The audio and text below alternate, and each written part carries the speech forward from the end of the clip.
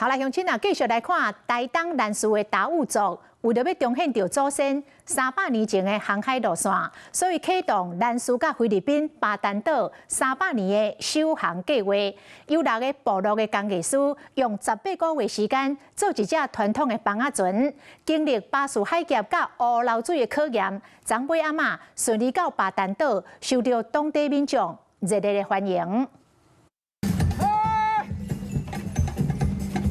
隨着輕快節奏，船頂所有人做伙過船。菲律賓巴丹島到入面頭前，大家堅持到最後，總算順利登島。巴丹親善大使早就準備好啊，將禮物送予遠道而來蘭嶼同學族的勇士居民嘛，列隊歡迎。60位過船隊的成員嘛，佇市民廣場舉辦蘭嶼戰舞的表演甲拋舟儀式。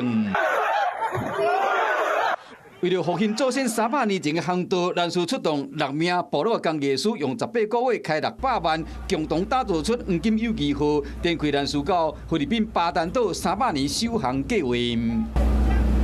黃金友誼號15月早起啟程，由60個人輪流跨越108海里的巴士海峽甲烏潮，終尾仔到巴丹島，講到這段航程是困難重重，遇到強大的西南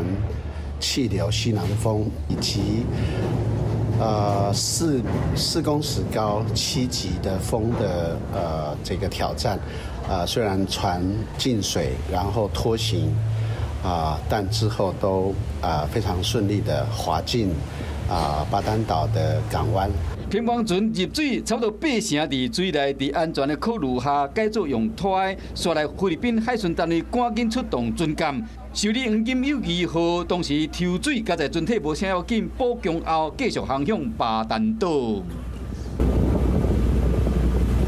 經過千辛萬苦，總算完成300年來首航，代表兩島爭議黃金友誼號，也將留佇巴丹島，讓大家見證兩島的深刻的緣分。